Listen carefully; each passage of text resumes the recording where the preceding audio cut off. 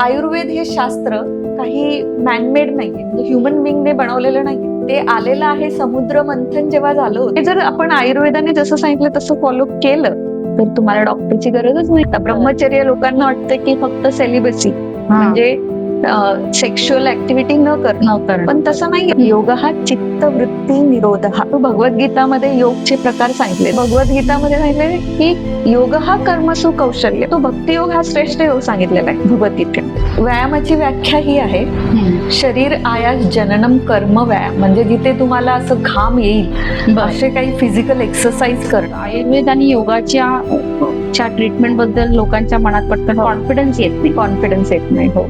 तर ते कॉन्फिडन्स वाढवण्यासाठी किंवा डॉक्टर ॲलोपॅथीचे डॉक्टर आहेत त्यांनी पण ऍडवाइस करणं गरजेचं आहे असं वाटतं. सौमनस्य गर्भधारणा असं म्हणतात, म्हणजे जे दोघं पण काम कंपोज स्ट्रेस फ्री असतील आणि मग तुम्ही ती ऍक्ट ऑफ पॉप्युलेशन केली तर मग जो तुम्ही इन्व्होक करणारे जो सोल, जो आत्मा, जो तुमची एनर्जी तुम्ही युनिव्हर्सला दिलेली आहे, मग तो एक जीव येणार. मग जनरली योगात सर्व शिकवतात. मग प्रेग्नन्सी योग कसा डिफरन्स वेगळा आहे.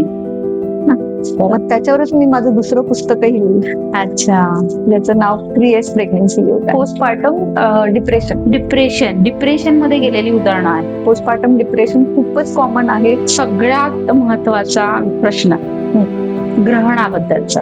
डॉक्टर होऊन पण आता तर काहीच उपयोग नाही, आपण पेशंट आहोत. मग माझ्या मनात विचारायला लागले की मग आपल्याला जिवंत का ठेवले, आपण जिवंत का आहोत.